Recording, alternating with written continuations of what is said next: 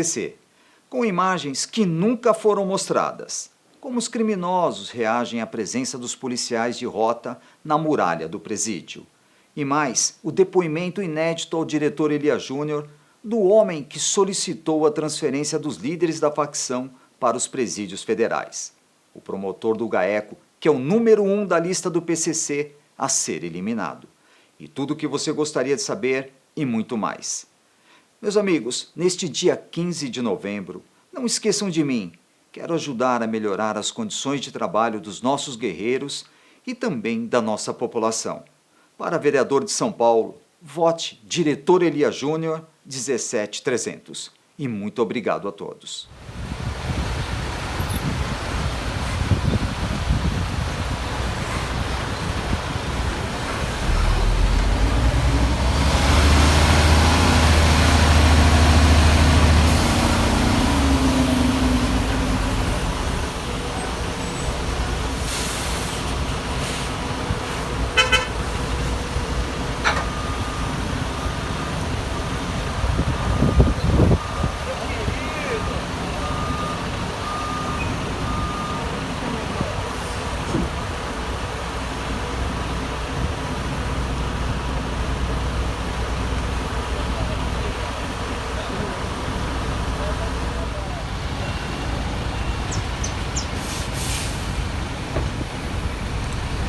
Legal, Elias. Manda essa aí depois.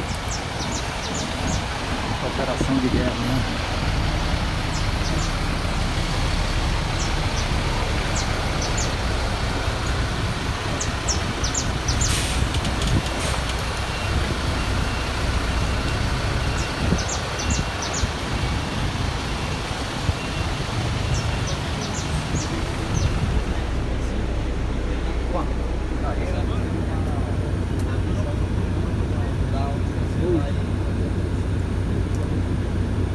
Da porra, né?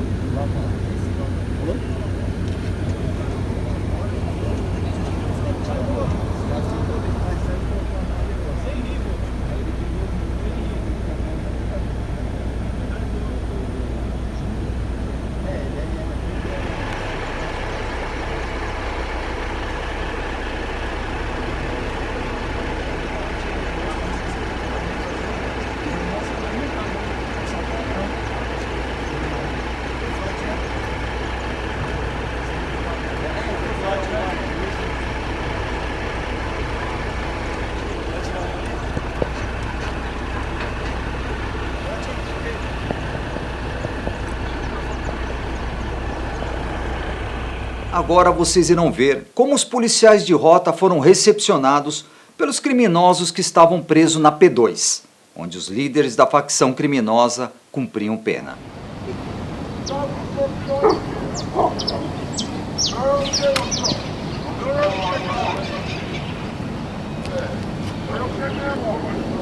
É você mesmo, rapaz.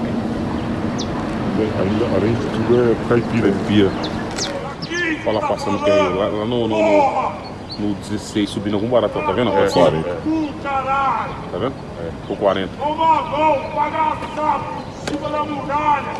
Moteta, solta eu. Quer confronto, solta eu. Futebol. De novo essa teoria dele. Se quer confronto, solta eu. Solta eu, porra. Solta eu, caralho! Olha eu aqui, ó! Na 15 aqui, ó! Ó! É confronto! Solta eu! Arrombado! Você vai fazer médico, tá lá dentro. Aqui fora. O Zulu que ganhou na primeira semana foi isso aí, né? Você é ótimo! Pra mim você é Vai aqui fazer uma ação. Aqui é um cachorro ou um tatu? Pessoal, neste dia 15 de novembro, não se esqueçam de mim. Votem diretor Elias Júnior 17300.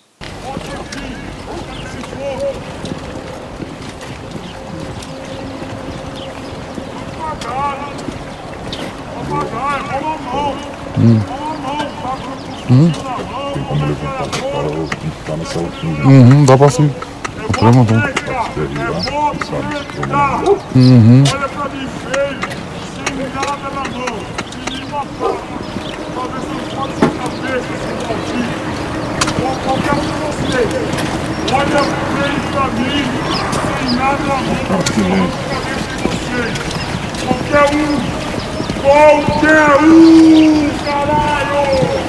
Eu roubo a cabeça de vocês, bandido! A rota foi em delay. Não, eu sabia. Aí às vezes a gente tá aqui também olhando, ele até onde não. Ele não reconhece mais. Ele fala assim, Mendonça, filho da puta, Manda um recado pro Mendonça, ele me cruzou. Só mentira, mas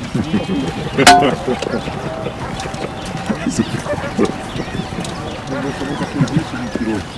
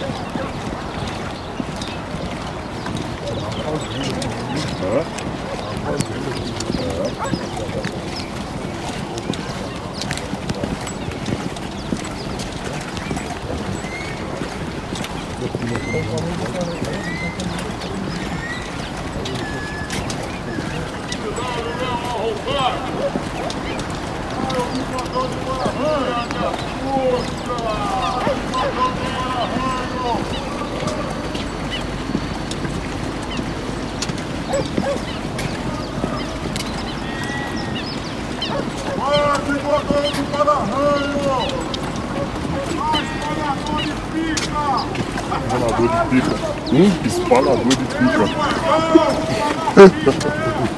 Espalador de pica.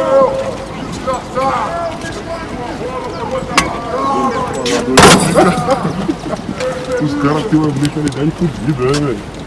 Ai, Jota, os caras gostaram de você mesmo, né, cara? Espalador de pica. Jogador de para-arranho, mano. Ai, caralho. Pô, tá suave agora, hein, mano?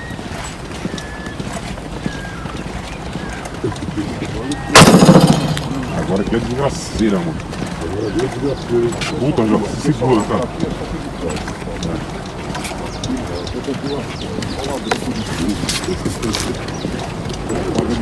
Mas é porque a outra sobrou pra ele.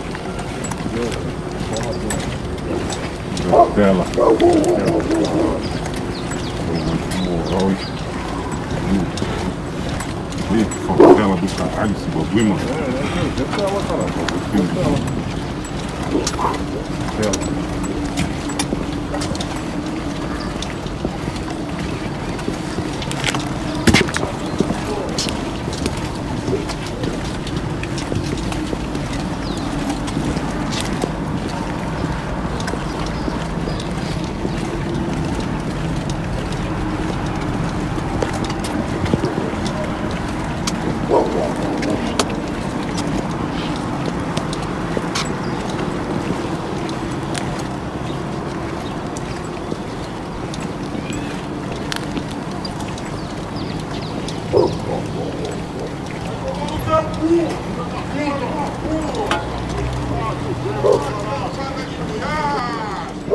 Vai, seu fiado! Seu burro velho! Pilantra! Filma minha rola aqui, o seu burro!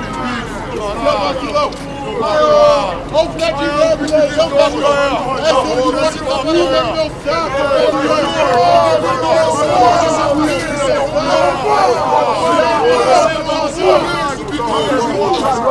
Morreu na estrada!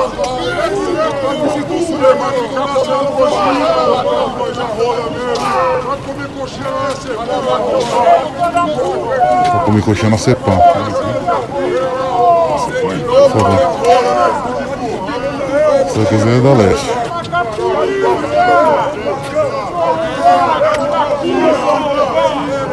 Esse telefone no seu cu, filha da puta! Puxa o telefone aí, seu arrombado! Eu achando que eu bebi no telefone,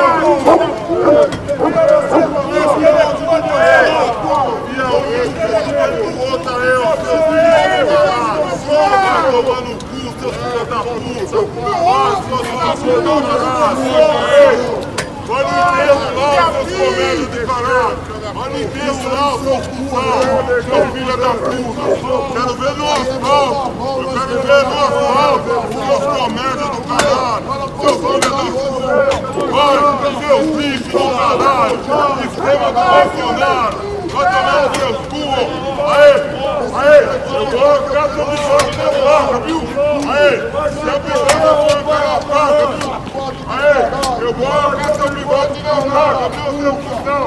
Seus arrombados, seus bichos do caralho. Eu o cu do dedo, seus arrombados.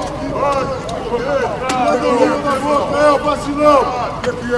Seus bichos. O que é, cuzão? Tira a orelha da boca, vacilão. Seu filho da puta. Vai da faca, ô. Vai tomar no teu cu. Vai esquivando essa faca da faca. É o lucro do dedo do outro, aê.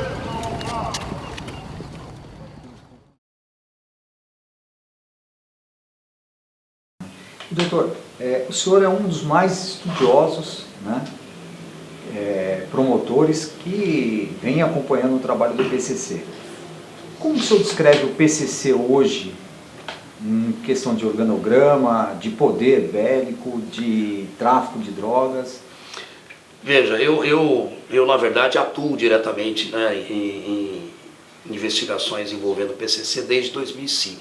Então o que eu posso informar é que 2005, né, até a remoção que ocorreu aí no ano passado da liderança para o sistema penitenciário federal, o PCC ele se tornou uma grande empresa criminosa, né, uma organização criminosa, eu costumo dizer em caráter pré-mafioso, né, praticamente quase entrando num nível de máfia, né, seria a única organização hoje da América do Sul que poderia ser considerada já praticamente uma organização mafiosa, né?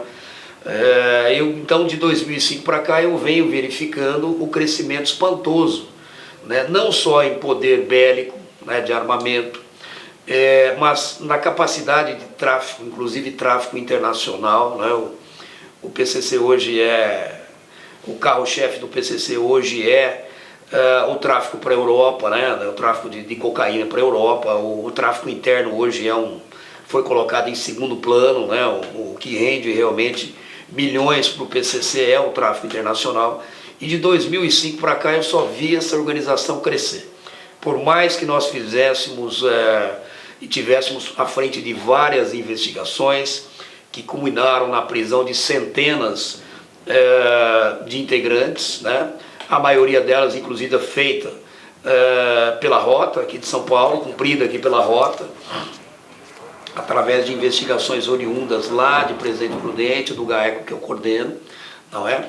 Mas eu tenho visto de 2005 para cá um crescimento espantoso, porque esses presos, embora estivessem segregados, né, de 2006 até 2019 na Penitenciária 2 de Venceslau, eles acabaram ali tendo um terreno fértil para poder se fortificar.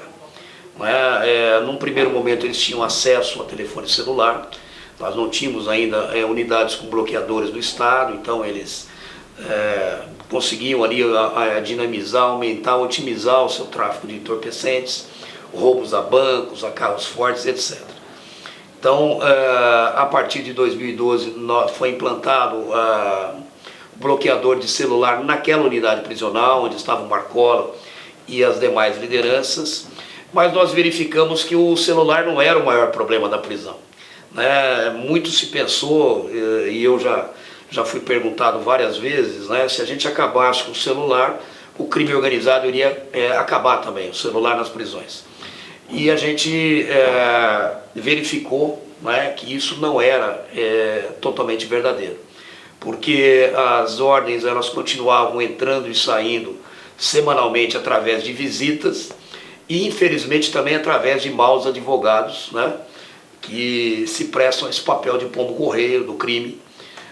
Eu mesmo tive a oportunidade de coordenar a Operação Etos, nós prendemos e condenamos 39 advogados, inclusive o vice-presidente aqui do CONDEP, que é o Conselho Estadual dos Direitos Humanos, o Luiz Carlos, que foi condenado a 30 anos de reclusão, junto com o seu Marcola também, que foi condenado nesse processo a mais 30 anos de reclusão.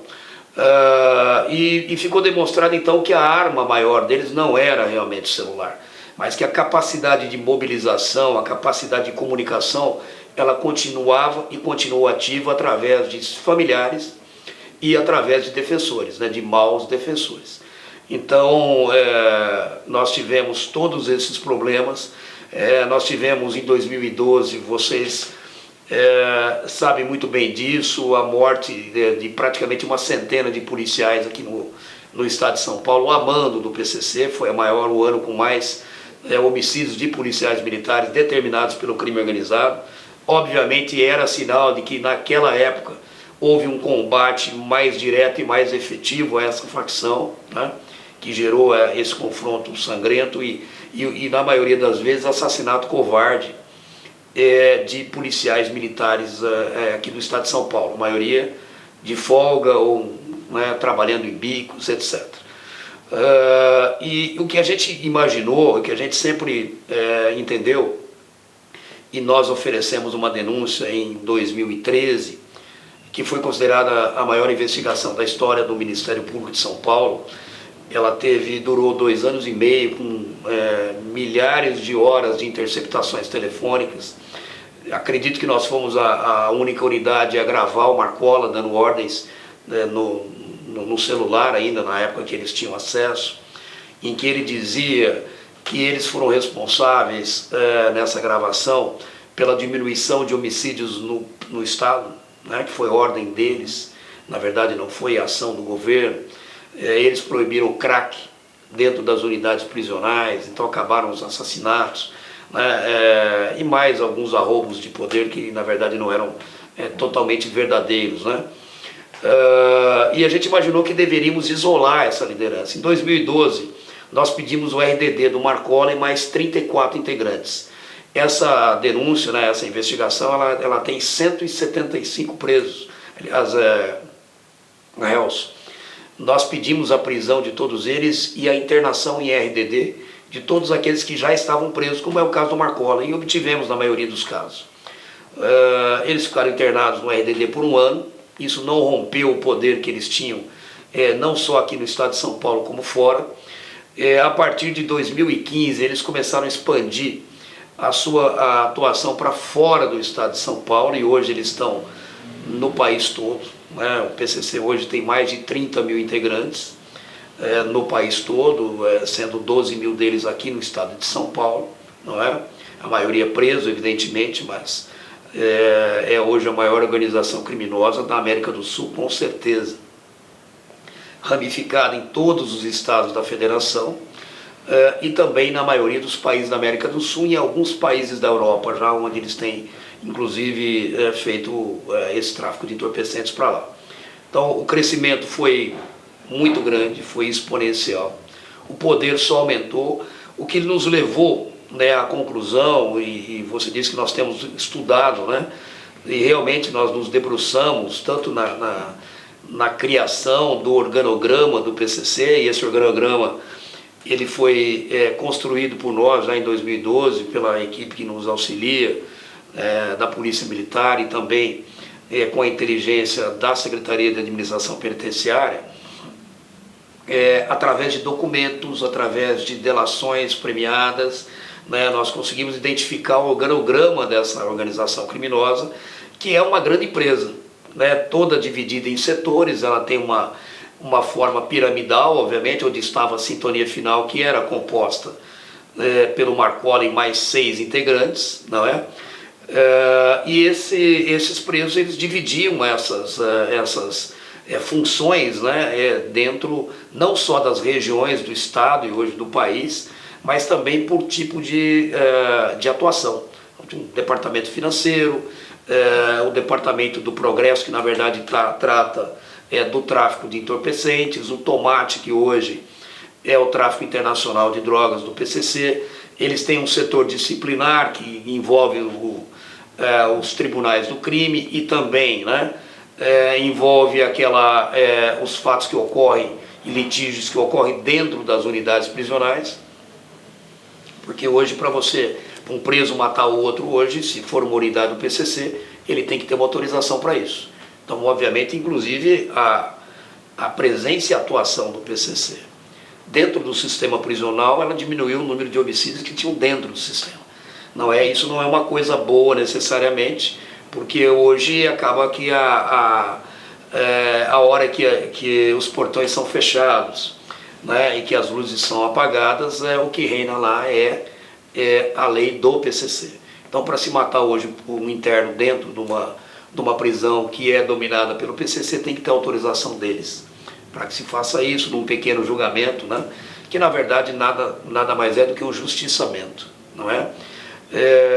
E o que a gente entendeu é que era necessário, então, quebrar essa cadeia de comando. E para quebrar a cadeia de comando, nós tínhamos que tirar esses presos aqui do estado de São Paulo e afastá-los dos seus comandados, tanto em liberdade como aqueles que estão no sistema prisional. Porque a maioria deles já teve 4, 5 vezes internado no RDD e só aumentaram o seu poder. O RDD, aqui no estado de São Paulo, para aqueles que não sabem, ele fica no CRP na cidade de Presidente Bernardes, que fica a distância de 30 quilômetros de Presidente Venceslau. Vocês já estiveram gravando lá, devem ter passado de fronte à unidade. Então o que acontece? O preso saía da penitenciária 2 e ele se locomovia, ele é levado a 30 quilômetros até o CRP. A única diferença que existe lá para o regime da penitenciária 2 é que ele fica isolado 20 horas por dia numa cela individual e não tem visita íntima, mas ele tem contato com seus familiares e tem contato semanal e às vezes quase diário com advogados. Então o que acontecia é que os mesmos advogados que atendiam na penitenciária 2 saíam, se locomoviam 30 quilômetros, pegavam os recados que recebiam na penitenciária 2, já passavam para o Marcoli e para as demais lideranças que estavam no CRP cumprindo o RDD. Então a solução seria mandá-los fora do estado de São Paulo para o sistema penitenciário federal. Nós temos tentado isso, estávamos tentando isso desde 2006, né? Muita dificuldade, problemas políticos. Nós tínhamos um governo federal do PT e um governo estadual do PSDB já há muitos anos. Então o governo estadual não admitia mandar presos de São Paulo para o sistema federal, porque acabava que o governo federal também utilizava isso politicamente. Houve uma situação que houve até uma discussão muito áspera do ministro José Eduardo Cardoso com o então secretário Ferreira Pinto, né, porque o governo federal oferecia vagas para São Paulo como se São Paulo não pudesse cuidar dos seus presos. Na verdade, as unidades prisionais mais seguras e aparelhadas do país estão aqui em São Paulo, mas o problema era o isolamento regional. O preso, na verdade, ele estava próximo dos seus comandados, né, na sua zona de conforto. Então nós vimos tentando desde 2006 essas remoções e o Estado sempre opinando contra, né. O primeiro preso que nós conseguimos mandar para o sistema federal foi o Piauí, inclusive envolvido num plano de assassinato de policial aqui da Cavalaria. Depois conseguimos mandar o Roberto Soriano para lá, o Abel Pacheco de Andrade, o Andinho, né, foi inclusive pedido meu. E agora, no final de 2018, com o plano de fuga, de resgate que foi descoberto pela inteligência da SAP com policiais da minha equipe em Presidente Prudente, policiais militares, então a gente começou a trabalhar nesse processo de remoção da liderança para o sistema penitenciário federal. Nós tivemos aqui em 2018, conversando com os secretários, né, de governo, o Dr. Orival Gomes, o Dr. Magno Barbosa, secretário da Administração Penitenciária e da Secretaria de Segurança Pública, porque era uma mega operação, né, envolvia aí uma remoção de lideranças e, obviamente, nós tínhamos receio que pudesse ocorrer como ocorreu em 2006. Né? Então nós trabalhamos desde a descoberta do plano, num planejamento muito forte de inteligência, né? Para que a gente evitasse qualquer problema para o estado de São Paulo, seja dentro do sistema prisional, seja nas ruas, né? Como ocorreu em 2006 com os ataques. E nós iniciamos essas tratativas com os secretários de Estado na época. Isso foi algumas semanas que antecederam o primeiro turno das eleições. Isso foi um problema político muito grande, porque o resgate poderia ocorrer no dia das eleições, em que você tem praticamente toda a polícia militar empenhada em dar segurança para as eleições, resguardar os colégios eleitorais, e aí eles podiam tentar esse resgate. Então nós trouxemos essa informação aqui para os secretários e ficou definido na época que faríamos essa remoção dos presos para o sistema penitenciário federal. Mas antes a Polícia Militar enviou, obviamente, um grande efetivo de policiais para a região de Presidente Venceslau para evitar que esse resgate ocorresse. Nós chegamos a ter lá mais de 200 policiais dia, né, da tropa de choque aqui de São Paulo, enfim.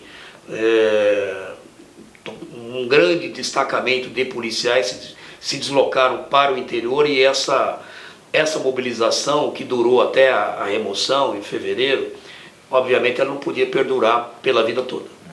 Os policiais estavam alojados, alguns em ginásios de esporte, né, dormindo mal, se alimentando mal, né, e ali de maneira provisória. E essa situação não poderia perdurar no tempo, né? Não só a questão de desguarnecer, inclusive, o policiamento aqui da região metropolitana, porque eram policiais que trabalhavam em escalas ali de 4 dias, depois teriam que ter suas folgas, né?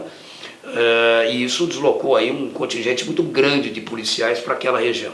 Então a única posição possível era a remoção dessa liderança, como está previsto inclusive na lei, né? A lei prevê que, se houver risco de resgate, se o sujeito for integrante de organização criminosa, ele precisa ser removido para a penitenciária, unidades penitenciárias federais. E foi isso, né, que foi resolvido. Vieram as eleições, o primeiro turno, e o que foi dito é que essa remoção seria feita qualquer que fosse o resultado das eleições. Vieram o segundo turno das eleições, o então governador Márcio França, que até então era favorável, né, pelo menos eu não conversei pessoalmente com ele, mas conversei com os secretários, que me disseram que haviam informado o governador que havia dado sinal verde para a remoção logo após as eleições, e nós entendimos também que o correto a fazer era esperar o segundo turno das eleições para não causar aí um problema maior aí, né, de segurança do Estado, para poder fazer essas remoções antes do final do ano, né? Então poderíamos fazer já no mês de novembro essas remoções com segurança, com planejamento e segurança. E foi o que nós pretendíamos. Ocorreu o segundo turno das eleições, o então governador em exercício, que era candidato ao governo, perdeu as eleições, retirou o apoio, pelo que eu soube. Os secretários também, né, se recusaram a fazer o pedido. O pedido normalmente é feito pelo próprio Estado, o Estado é que tem que resolver se um preso que está sob a sua custódia precisa ser removido para unidades federais, até porque a lei ela disciplina que o Estado será ouvido nesse caso. E aí, para minha surpresa, né, os secretários se recusaram a fazer esse pedido. E eu tive que fazê-lo sozinho, né? Cheguei a conversar com o governador pessoalmente, em que ele ponderou, né, que entendia que havia risco de segurança pública caso a remoção fosse feita, e que as eleições já haviam passado, que o governo havia terminado. Eu então ponderei na época ao governador que aquilo não era um problema de governo, mas um problema de política de segurança pública de Estado, né? E portanto só ser resolvido naquele momento, em novembro, logo depois das eleições. E como não houve um consenso, né, não houve uma ação afirmativa do Estado nesse sentido, eu mesmo fiz o pedido, eu, como promotor do GAECO de Presidente Prudente, vim até São Paulo e fiz o pedido de remoção dessa liderança. Já tinha feito o pedido de 7 presos, que eram da Operação Echelon, que eram líderes também, que estavam no RDD, e aí fiz o pedido de remoção de mais 15 para o sistema penitenciário federal, incluindo Marcola e toda a liderança, que totalizaram 22 presos, né?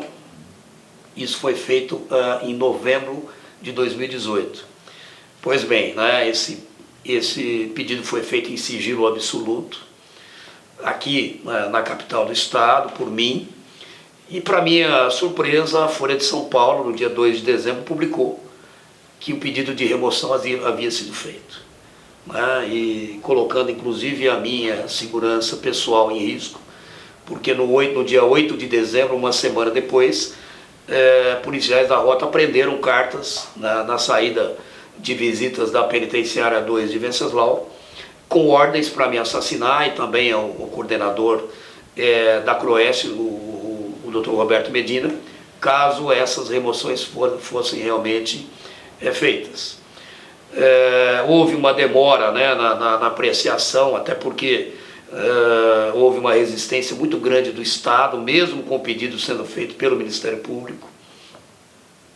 Os secretários foram contra, né, opinaram contra essa remoção, o secretário de Segurança foi contrário, e o secretário de Administração Penitenciária, na época, ele opinou pela remoção, mas depois do final do ano, ou seja, em janeiro, obviamente depois que já tivesse mudado não só as secretarias como o governo. E realmente, né, como essa situação se prolongou no tempo, vieram as saídas temporárias de Natal, a tal da saidinha de Natal, ou saidão, em que 22 mil presos foram postos em liberdade. E aí havia um risco realmente muito grande de se cumprir uma decisão dessa ordem, né, dessa importância, numa época aí de Natal. Os presos poderiam entender que aquilo foi uma afronta.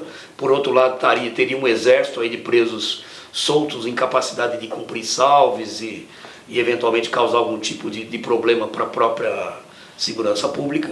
E isso acabou sendo postergado para o ano seguinte, e aí houve uma mudança de governo, veio o governo Dória, houve uma mudança no Ministério da Justiça, no governo federal, né, entrou o ministro Moro, o presidente Bolsonaro, e o presidente Bolsonaro acabou sendo submetido a uma cirurgia aqui em São Paulo. Então houve um pedido também da segurança do presidente para que esse pedido fosse adiado, né, o deferimento do pedido fosse adiado por conta da presença do presidente aqui na capital. Ele ficou, vocês se lembram, né, em 2019 ele ficou por algum tempo internado aqui na capital, e então acabou ficando para fevereiro. Então, em fevereiro, efetivamente, se conseguiu cumprir essa remoção, que, como eu disse, que era tentada desde 2006. Não houve nenhum ataque, não houve nenhuma morte, nenhuma rebelião no sistema. É bem verdade que houve um planejamento de inteligência por trás dessa operação, ao contrário do que ocorreu em 2006. Nós mapeamos todos os presos que já tinham exercido alguma função de expressão dentro do PCC, estavam espalhados aí pelo sistema prisional do Estado. A remoção de mais de 100 presos para a penitenciária 1 de Presidente Venceslau. Então isso pouca gente noticiou, a imprensa acabou deixando passar batido essa informação, mas isso também levou a uma desarticulação, porque os presos que estariam espalhados aí nas 170 unidades prisionais aí praticamente do Estado, em condições de deflagrar rebeliões ou ordens de ataque, acabaram sendo isolados na penitenciária 1 de Presidente Venceslau. E concomitante fizemos a remoção desses 22 presos para o sistema penitenciário federal. Um detalhe também importante de ser anotado é que quando fizemos a relação desses presos que seriam removidos, né, nós verificamos que estava ali o primeiro e o segundo escalão da facção. E isso para eles foi uma surpresa, né? Houve, inclusive quando os presos acabaram se encontrando na pista do aeroporto em Presidente Prudente, eles acabaram surpreendidos porque aqueles que estavam em condições de assumir as funções da sintonia final, que já haviam sido delegadas pelo Marcola e pela cúpula, também estavam ali dentro daqueles daquele grupo de 22 que foram isolados nas penitenciárias federais. Né? Foram levados para Brasília, Mossoró e Porto Velho. E isso realmente foi um duro golpe para a organização criminosa, e eu acredito que o maior desde a sua fundação. Né? Então, desde a liderança do Marcola, o maior golpe para o PCC foi o isolamento de toda a liderança, que tem se mostrado, né? Já nós vamos praticamente 1 ano e meio para 2 anos da remoção, nós chegamos a ter uma diminuição de número de homicídios no país. Essa diminuição ela é em parte também decorrente desse isolamento, porque na medida em que Marcola e demais lideranças foram removidas para o sistema penitenciário federal, eles se encontraram com as lideranças do Comando Vermelho e do FDN e outras facções que estavam em guerra pelo país. E ali houve uma trégua, né? Porque o novo inimigo, o inimigo comum, isso sempre foi dito pelo Marcola, é o Estado, não é o crime. O crime não é inimigo do crime, né? O crime é inimigo do Estado. E eles acabaram ali determinando uma trégua, tanto que nós temos mais notícia de mortes por guerra de facções, e isso decorre do isolamento dessa liderança. Né? Não tem nenhuma medida do governo federal ou do governo estadual que tenha reduzido essas mortes. O que reduziu foi a remoção e o isolamento. Esse, obviamente, foi um primeiro passo. O segundo passo é identificar quais as lideranças que permaneceram aqui no estado de São Paulo. Notadamente são lideranças que hoje estão em liberdade, mas que já há investigações bem avançadas no sentido de identificá-los, prendê-los e isolá-los também. Né? Se depender de mim, obviamente, serão levados, presos e levados também para fora do estado de São Paulo, longe da sua zona de conforto e da sua zona de atuação. Né? Então essa é a dinâmica, e agora identificar também a questão financeira da organização criminosa. Mas eu já posso adiantar que hoje a gente tem investigações bem estruturadas nesse sentido, provando inclusive que parte desse dinheiro, ou grande parte desse dinheiro, não está aqui no país mais. Ele é encaminhado para fora, para o Paraguai, para a Bolívia, né, para os países da América do Sul, via doleiros. Né? O PCC já está operando com o mesmo esquema da Lava Jato, que é o esquema do dólar a cabo, né? E que isso só é possível através dessa rede de doleiros, né? Que alguns são os mesmos envolvidos no esquema da Lava Jato. Essa droga ela é mandada para a Europa, 1 quilo de cocaína lá custa em torno de 25 mil euros, né? É um lucro, né, espantoso. Para imaginar 100 mil, 120 mil reais 1 quilo de cocaína, se você mandar 1 tonelada mês, nós estamos falando de R$1 bilhão. Né? Então isso para o PCC também foi um crescimento, um avanço muito grande. E um desafio para nós, né? Identificar essa nova estrutura, essa nova forma de atuação, e a intenção é isolá-los também. E aí verificar quem vem agora, né? Os jovens que pretendem assumir esse comando, como acontece nas máfias por aí. E também, né, seguir combatendo. Essa é a nossa missão. Doutor, explica um pouquinho para nós. Como é que foi esse plano de fuga? Como é que foi descoberto? O que era? Se fala em milhões de reais para resgatar o Marcola.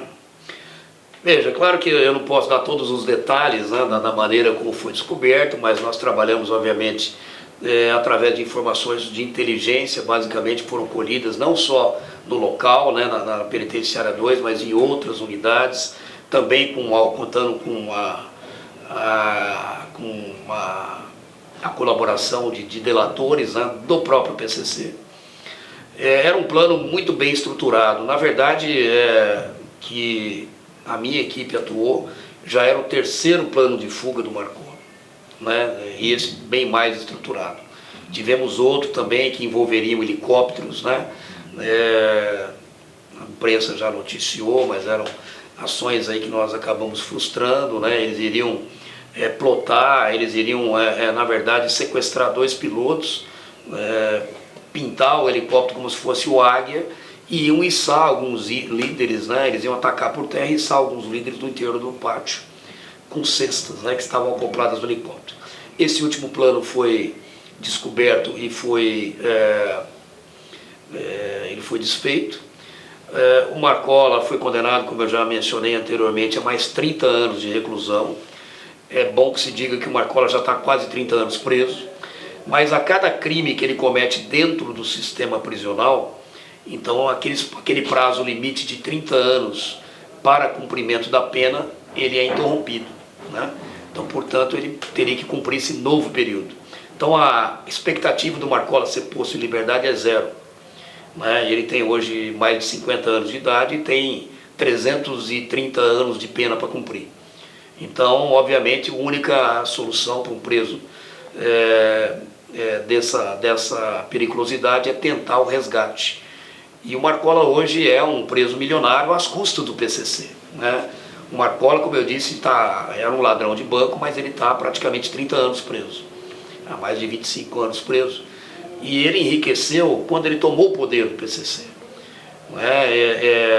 Uma parte da droga que vem da Bolívia, do Peru, enfim, do Paraguai, ia a preço de custo, ou às vezes custo zero, para essa liderança. Portanto, o Marcola e os demais líderes acabaram enriquecendo, né, se tornando mega traficantes, né, de droga, grandes narcotraficantes, justamente por ter esse apoio do PCC. Então o Marcola iria financiar essa fuga. Não só o Marcola, como o Alejandro, que é o irmão do Marcola, o vulgo Marcolinha, né, o Alejandro Herbas Camacho, que também estava na penitenciária 2, que é um preso hoje também, que movimenta milhões aí no narcotráfico, que tem um esquema de lavagem de dinheiro muito bem estruturada no nordeste do país, né, onde ele inclusive acabou sendo preso. Para terem uma ideia, ele saiu da penitenciária 2,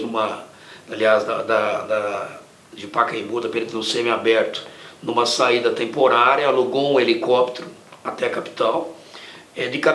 Da capital ele já tinha um jatinho para levá-lo para o Ceará, para a região de Jericoacoara, onde ele tem várias propriedades e tinha até pousada lá, né? E ali ele acabou sendo preso depois. Então eram presos não só o Marcola, como o Marcolinha e outros de alto poder aquisitivo, e eles financiaram uma fuga, se fala em 80 milhões de reais, né? Porque eles não acreditavam mais que integrantes fariam esse resgate, né, a custo da própria vida, apenas por seguir aí a ideologia da organização. Eles perceberam que isso não seria mais possível. Então eles financiaram a fuga. A informação que nós tínhamos que eram 5 equipes de roubo a banco, de roubo a carro forte, né, que foram para a Bolívia fazer um treinamento, inclusive com militares, alguns que vieram da África, né, que eram militares africanos que acabaram lá desertando de lá, e são mercenários hoje a serviço do crime aí organizado no mundo, peritos em explosivo, em armamento de grosso calibre, e que iria treinar esse pessoal de roubo a carro forte para fazer um resgate dessa liderança na penitenciária 2. Por isso que foi noticiado que teriam aí, o próprio governador chegou a falar numa entrevista, teria um exército estrangeiro, mas não era, na verdade eram ex-militares que são mercenários, que estavam ali para treinar esses criminosos, né, esses bandos de criminosos foram pagos para isso, seriam pagos, regiamente pagos, para fazer o resgate. Como é que seria feito o resgate? Eles iriam praticamente tomar de assalto a penitenciária 2 de Venceslau. Quem conhece lá sabe que ela fica às margens de uma rodovia, da Raposo Tavares. Ela fica praticamente na divisa do estado, né, muito próximo do estado do Mato Grosso, com o estado de São Paulo, próximo também da divisa do estado do Paraná, portanto com várias rotas de fuga. Então o plano era um plano, inclusive nós tivemos acesso a esse plano. Eles pretendiam explodir a muralha com um explosivo C4, eles iriam posicionar ali veículos, caminhonetes blindadas, com dezenas de metralhadoras .50 para atirar em direção aos guardas da muralha, enquanto eles iriam explodir a muralha e tomar essa penitenciária de assalto, libertar os presos que estavam ali. Na verdade, era para libertar esses 15 presos que foi pedido a remoção, né, mais os 7 que já estavam no RDD em Bernardes, e eles iriam ali, na verdade, eles iriam entregar para os demais detentos aí pistolas e fuzis, para que cada um tomasse o seu rumo e espalhasse o caos na região. Paralelo a isso, caminhões, né, que seriam colocados na rodovia para fechar a rodovia, eles pretendiam fechar o acesso tanto do batalhão de polícia, do 42º em Venceslau, também atravessando caminhões e se postando ali atiradores para impedir que os policiais saíssem do quartel. E nós temos também em Presidente Prudente, que é a 50 quilômetros de distância, o CPI-8, que é o Comando de Policiamento do Interior, né, de onde teria a maior quantidade de policiais. Eles também iriam sitiar esse comando, como foi feito já em Araçatuba, num roubo à empresa de valores lá. Eles conseguiram fazer essa modalidade, sitiaram o Comando de Policiamento do Interior, cortaram a comunicação telefônica e de internet do comando, e iriam também, já tinha isso desenhado no plano deles, eles iriam também neutralizar as 2 aeronaves Águias que estavam lá no apoio, né, na segurança do presídio. E basicamente era isso. Então, se nós não tivéssemos um trabalho de inteligência muito forte, que fosse capaz de ter conseguido descobrir, né, esse planejamento a tempo, certamente esse plano seria realizado. Nós teríamos ali, por certo, dezenas de mortos, né, de policiais, agentes penitenciários e até além da população, né, que o presídio praticamente é encravado no município de Presidente Venceslau, muito próximo da cidade. Né, não houve outra solução, o plano era cinematográfico, se não pedir esse apoio aqui do Comando de Choque, do Comando da Polícia Militar, que mandou lá a tropa de choque, mandou rota, mandou choque, né, mandou os blindados para lá, para poder ali reforçar o perímetro do presídio, né, e impedir que essa fuga fosse realizada. E foi basicamente isso que aconteceu, embora, como eu disse, esses policiais não poderiam permanecer, né, por muitos meses naquele local. Então a única possibilidade seria a remoção desses presos para fora do estado de São Paulo, que foi o que realmente a gente conseguiu operacionalizar. Como é que é o organograma do PCC? Dá só uma pincelada para as pessoas terem uma ideia como funciona. O PCC, vamos imaginar uma grande empresa, né, hoje uma empresa de sociedade anônima, né, em que ela tem um conselho, né, deliberativo que está abaixo da presidência. Vamos imaginar a presidência dessa empresa hoje, dessa empresa criminosa, seria o Marcola, né?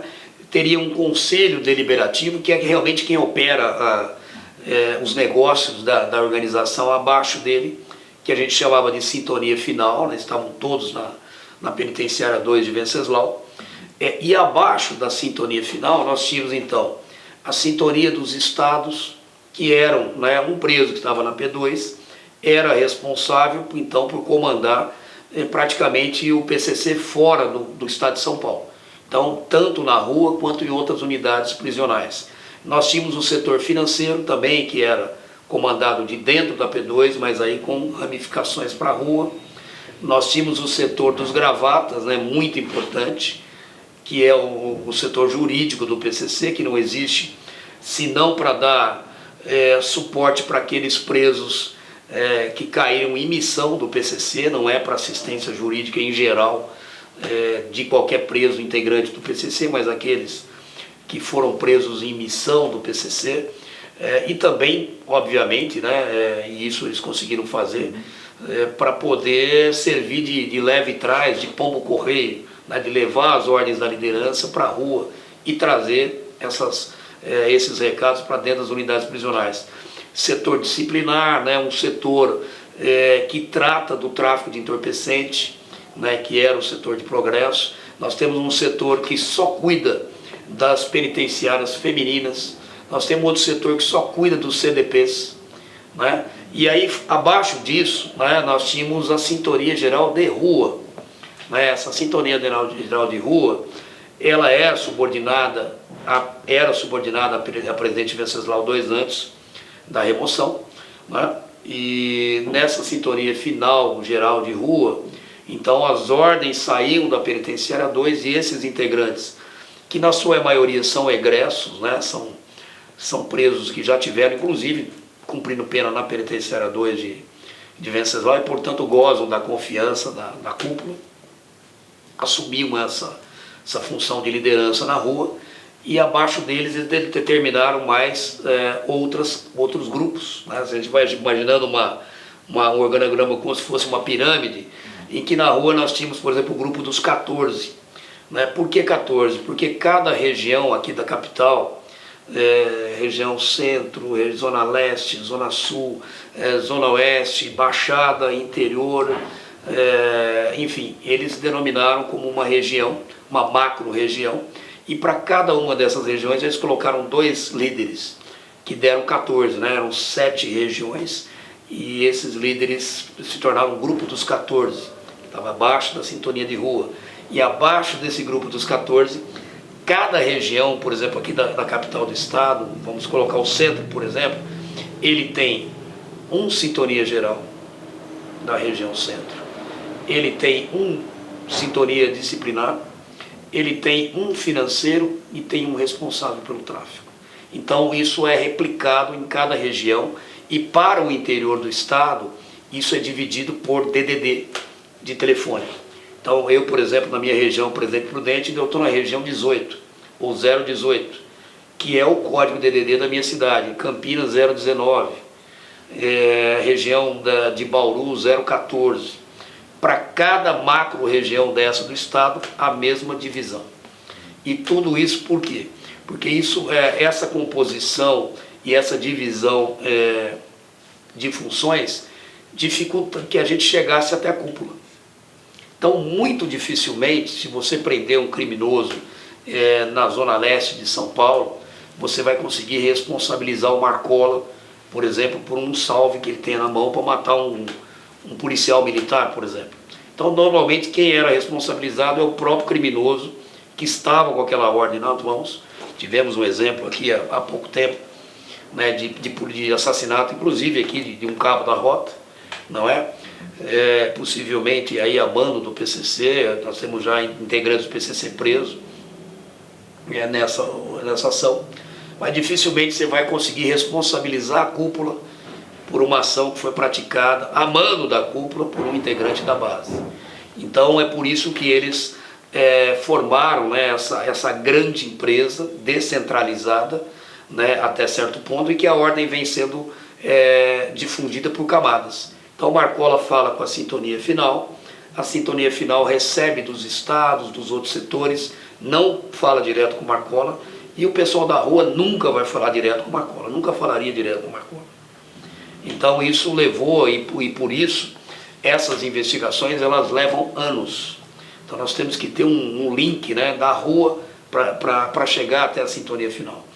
E nós tivemos, né, a sorte e a persistência, né, talvez a competência, de nesses anos a gente ir se aperfeiçoando nessas investigações e ter conseguido, né, em todas elas, a responsabilização da sintonia final geral.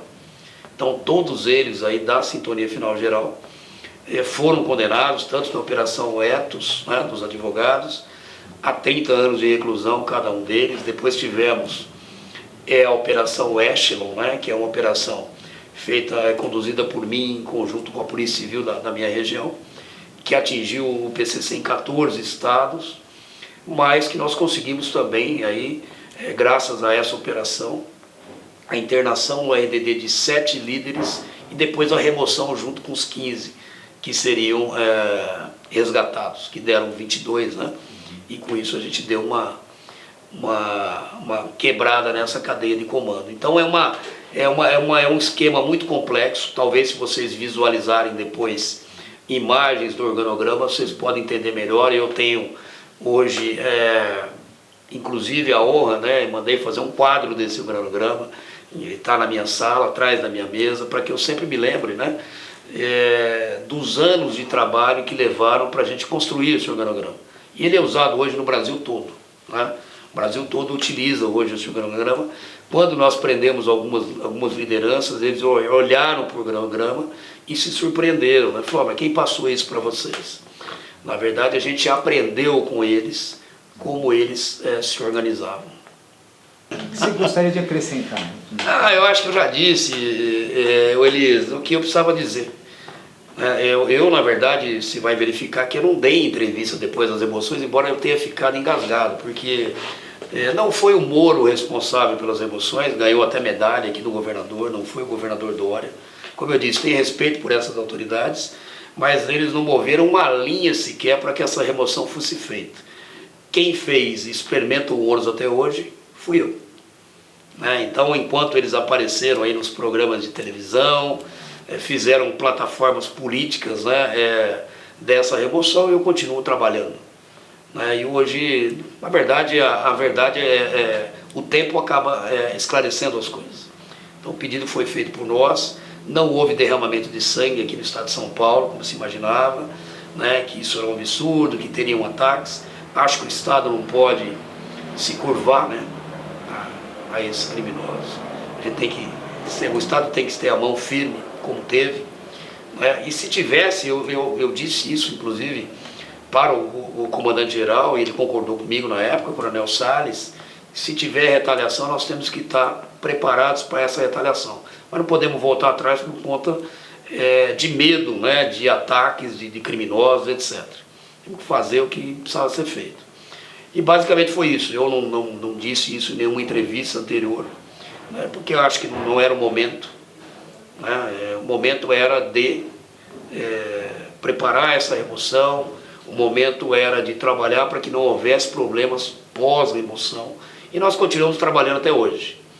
Tivemos aí outras operações depois dessas remoções e vamos continuar trabalhando. Agora, a verdade precisa ser restabelecida. Infelizmente, o Estado de São Paulo ele foi omisso. Eu digo Estado porque ele era representado ali pelo governador e pelos secretários. A Polícia Militar, obviamente, sempre esteve do meu lado. Aliás, a instituição que mais esteve do meu lado foi a Polícia Militar, em todo esse período, até hoje, inclusive. E eu não poderia também deixar a Polícia Militar aí numa situação de ter que ficar resguardando um presídio por meses ou por anos, porque o Estado simplesmente tinha receio de que se houvesse a remoção poderíamos ter algum tipo de retaliação e ataques. Então, basicamente foi isso, a história é essa. É longa, mas é essa. E assim, vocês puderam saber tudo sobre essa guerra entre o crime e a lei. E meus amigos, neste dia 15 de novembro, não se esqueçam de mim. Quero ajudar a melhorar as condições de trabalho dos nossos homens e mulheres que cuidam da nossa segurança. E com meu conhecimento, vou ajudar a trazer mais tranquilidade para a nossa população. Para vereador de São Paulo, vote em mim, Diretor Elias Júnior, 17300. E muito obrigado a todos.